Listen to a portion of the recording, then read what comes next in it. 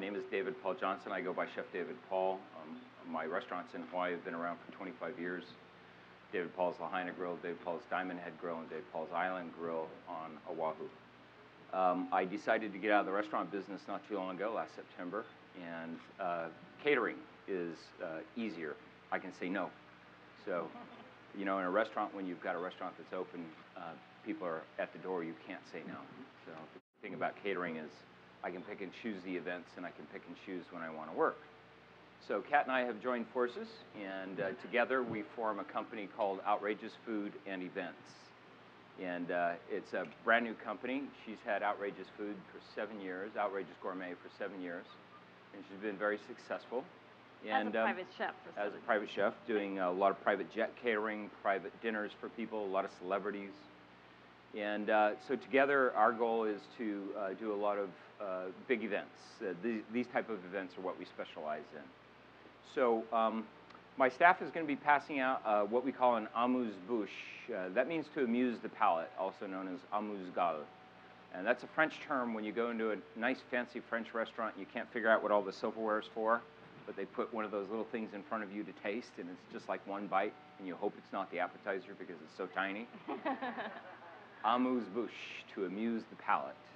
So it's summer, and in Hawaii we do grow most of our own fruits and vegetables, and one of the fruits that we're growing in Hawaii now is Thai watermelon. It's a it's a type of fruit that grows really well in this climate.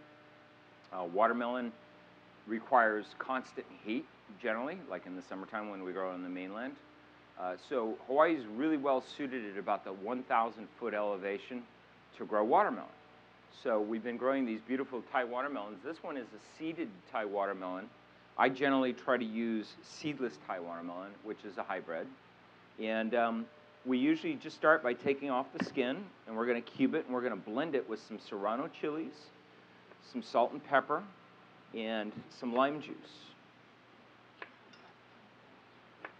So just take the skin off, and if you're so inclined, one of the things I like to do is I'll peel the watermelon first, and then I'll take the green off, and then I make pickled watermelon.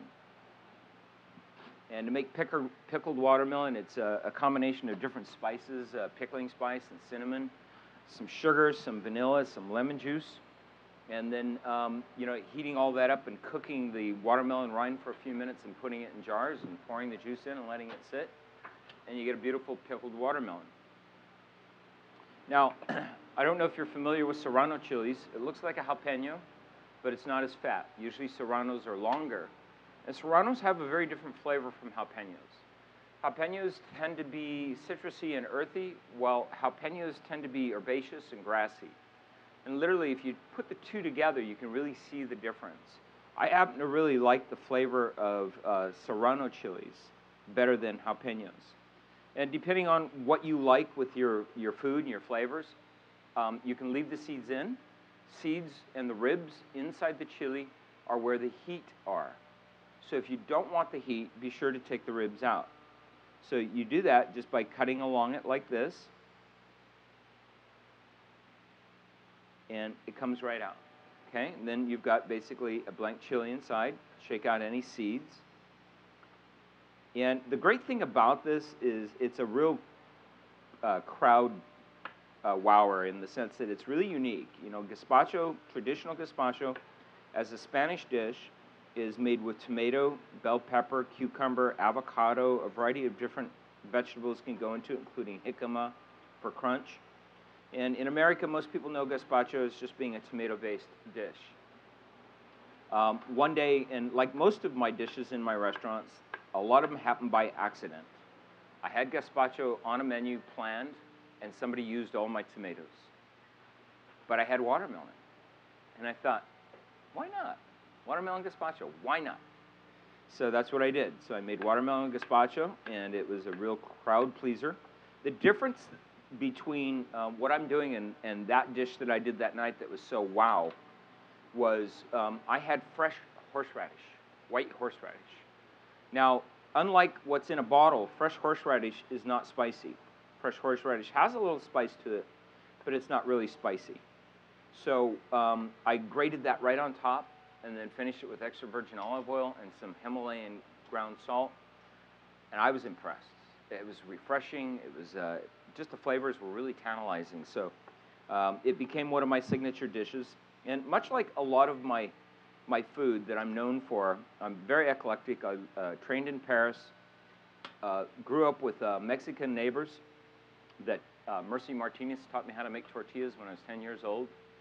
And I learned to cook because my mom was really a bad cook.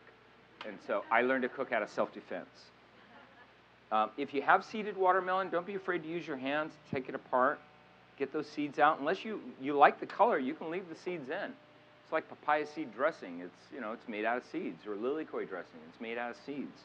So if you like those little black specks in your watermelon gazpacho, leave them in. It's some roughage, right?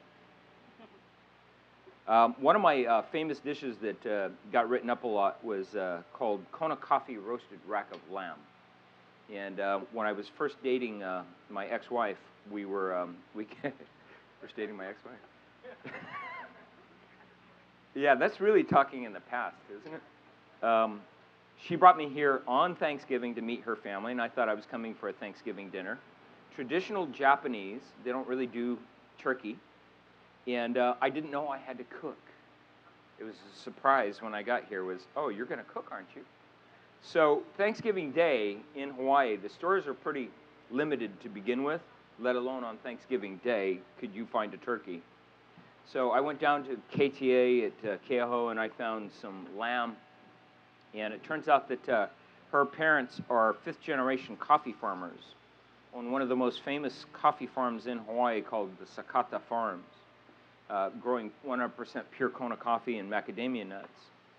And I looked in the cabinet, and there were lots of coffee beans and some red wine and some brandy and some dry herbs and some salt and pepper. So I decided that I was going to marinate my lamb in ground coffee, coffee beans, fresh brewed coffee, some red wine, some brandy, some fresh herbs, some garlic. I let it marinate for about an hour, and then I grilled it over macadamia nut wood, and it actually turned out to be one of the best dishes I've ever created. So sometimes mother of invention, necessity is the mother of invention. When you're forced into doing something that you wouldn't expect, you could create some wonderful dishes.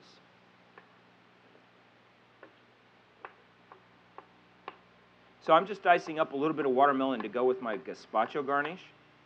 And the traditional garnish that I'm using is chopped cilantro, red bell peppers, green bell peppers, yellow bell peppers, cucumber, celery, and white onion.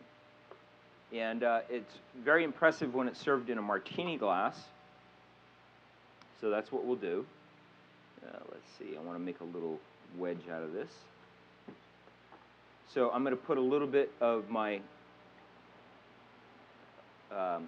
watermelon in first, and then a little bit of the gazpacho garnish.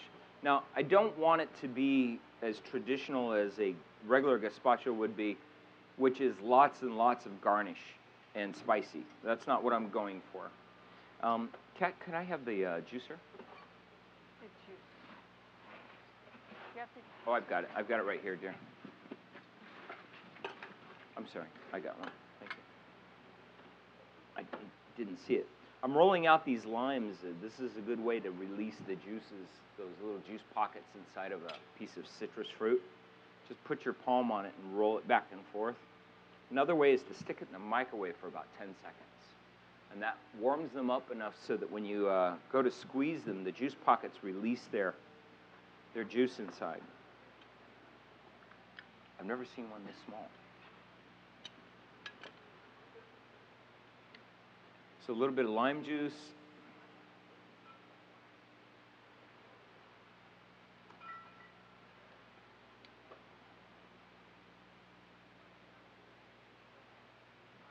And I'm just going to blend it.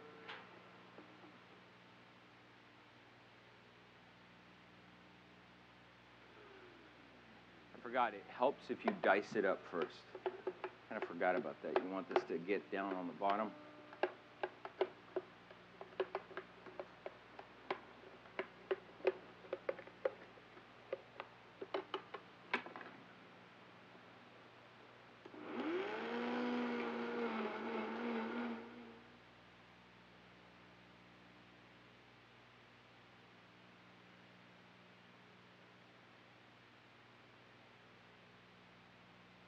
Now, ideally, you'd blend your watermelon gazpacho and you'd pour it into a container and you'd let it sit. The foam will rise to the top, so when you pour and you make your watermelon gazpacho for your guests, you just see this beautiful clear liquid instead of this frothy, foamy look that I've got going on here. And a little bit of watermelon on top, give it a little garnish. And then we're going to finish it with some extra virgin olive oil. Now, the one thing that I try to teach when I do cooking classes is there's 5 basic elements that you have to pay attention to when you're cooking. You have to pay attention to the amount of salt, the amount of sweetness, the amount of acidity, the amount of richness, and then the spice. So this dish has just about all those ingredients going into it.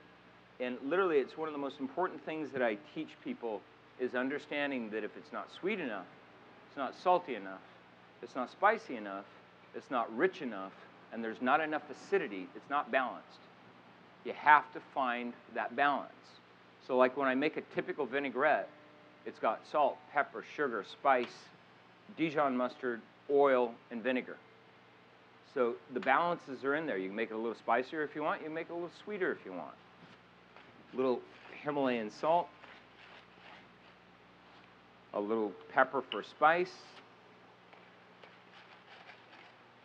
and fruit gazpacho.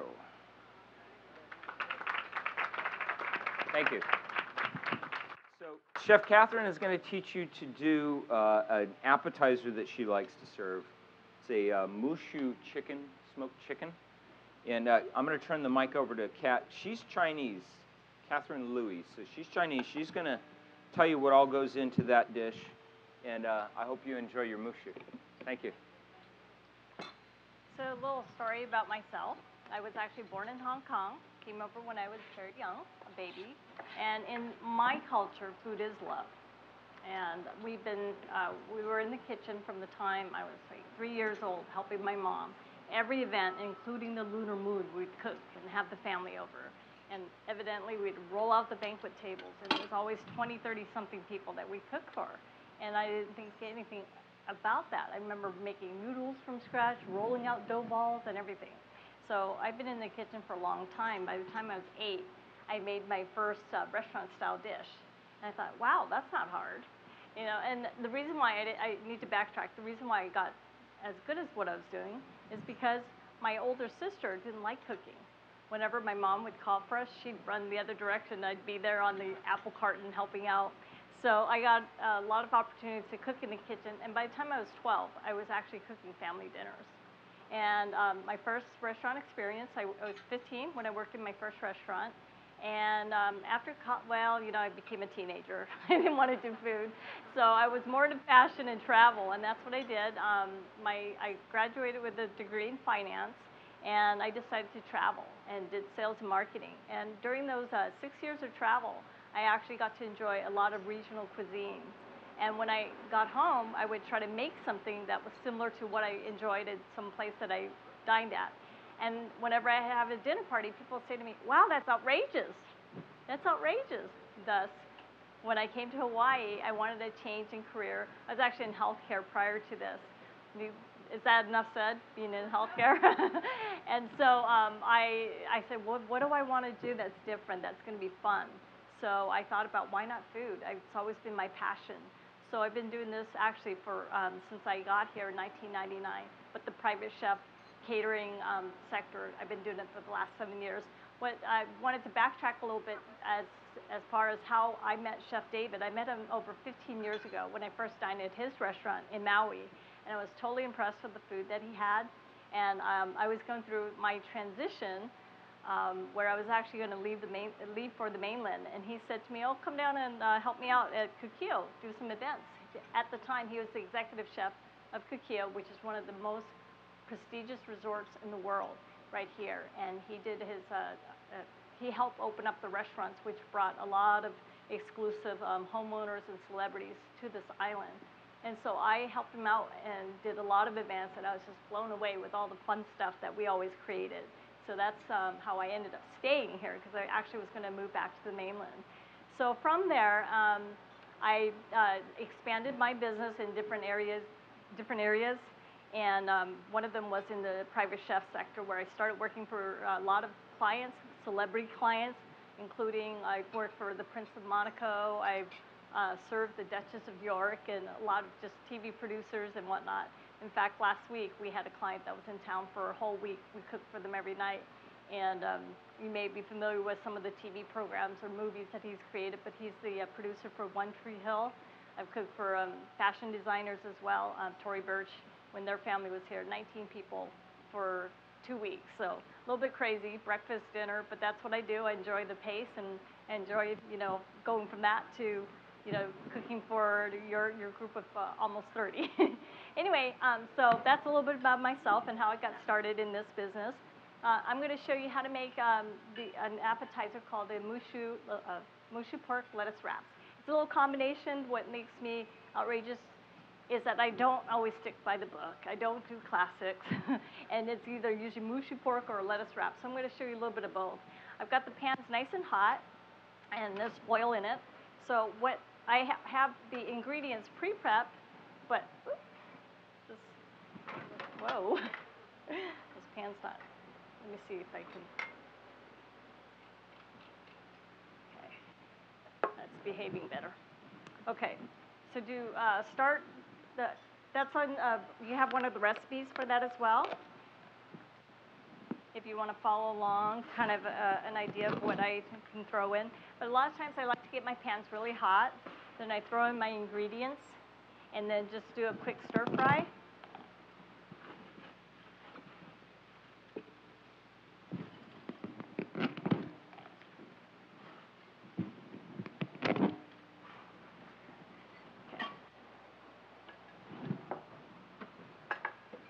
So usually I put in the spices first. In this case, I'll throw a little garlic in, and then in a little ginger. Then in your actual ingredients, the most dense. So for example, carrots is usually denser. So I'll throw in the carrots. And chicken. Okay. And then I have some, today I have some peas. Now I want to stir it so it doesn't burn a little bit. You know that whole, the chef do the flip, wok's too heavy for my hands. So I use tongs, and, as far as, if I did it in a smaller saute pan, yes, you can do that and flip. But I thought you would want to see how you might want to do it at home. So I'm just doing a little combination of everything, so that we have just enough stir fry. So I've got everything tossed in. And then after I toss it in, I'll do a quick stir. And this is when the sauces go in. That's a hoisin sauce, the base seasoning for mushu, the mushu filling. And I just added some gluten-free soy sauce for all the folks that may or may not can tolerate gluten, and then just a little white pepper for taste. Ooh, I could smell it. Okay, so that's done. You don't want to overcook your vegetables. That's one thing that a lot of people do. Overcook them and they become soggy, or just overcook and it becomes bitter. So I turned off the heat on that, and I'm going to work on my chicken. My pan's nice and hot. So what I did was I have some prepared chicken. You can dice the chicken. You can marinate it with a little liquid smoke, a little bit of hoisin. If you don't have a shellfish allergy, some oyster sauce. But I did not do it with oyster sauce in case anybody has shellfish allergies. Okay, and this is just a quick stir fry because the chicken's already diced, so it shouldn't take very long to cook. You don't want to overcook your chicken. That's the other problem that a lot of people have, is that they overcook it and it becomes rubbery. You can see that on the chicken itself, it's kind of caramelizing already. So I only have maybe a minute more to go on this. Not even. That's the one thing usually when I do a chicken appetizer, I always get from the clients, wow, how did you do that? It's so moist. And it's the key is to not overcook it. I think so many people are afraid that they'll overcook, that, you know, the whole thing about chicken being undercooked. But if it's cut into the right size and you, like right now it's done, it's a quick cook. I'm gonna put it in here and clear this pan, and I'm just gonna scramble my eggs very quickly. Put a little bit more oil so the eggs don't stick.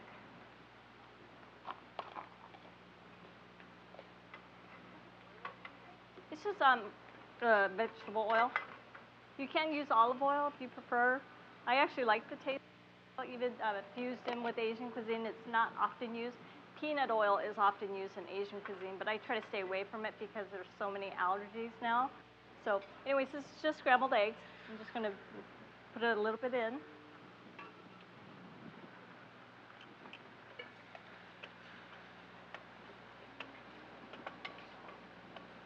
And the egg is almost done already, just because the pan was so hot. I preheated it.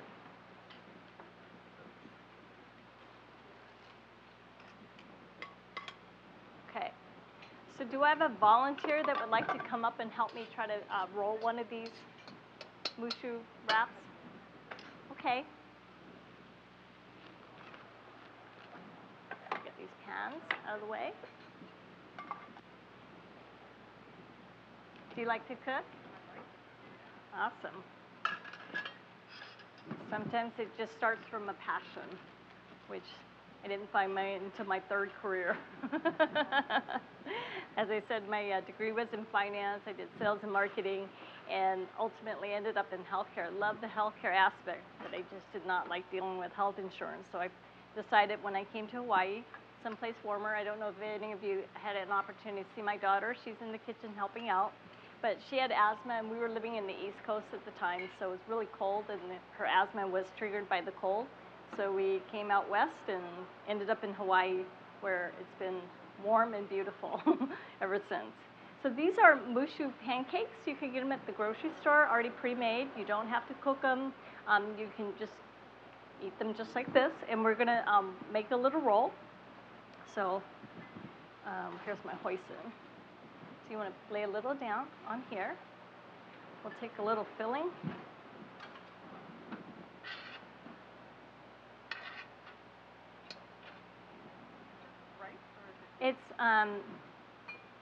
It's a little wheat base.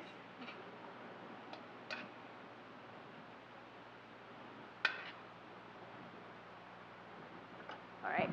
So what you want to do, I put a little hoisin sauce on the bottom just for a little seasoning. If you like a little bit more sauce, you can do it afterwards. It'll help it stick. And that's your little paste right there. Okay. So you fold the corner in, just like making an envelope. Okay. Then fold that up. Then you roll it. And there you are. And to do a little twist from your traditional mushu pork, you can drop it right into the lettuce. Now you have a little extra crunch. And if you really want to impress your friends, then you take a little bit of the hoisin sauce from the squeeze bottle, drizzle it extra, and even garnish it with a little bit of herbs.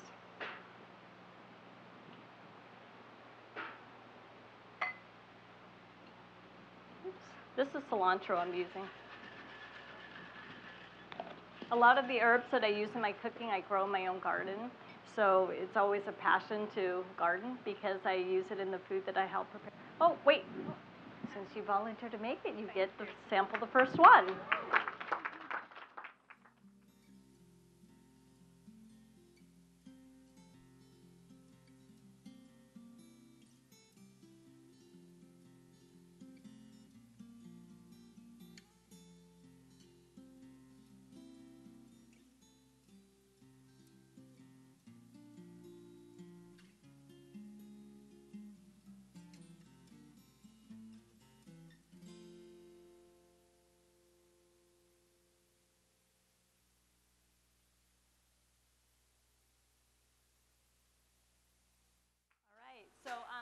we're going to come out with the one for you to sample. So I'll let the staff know, and we're ready, and you can tell me how you enjoyed it. Anybody else volunteer for try this other one? Tila?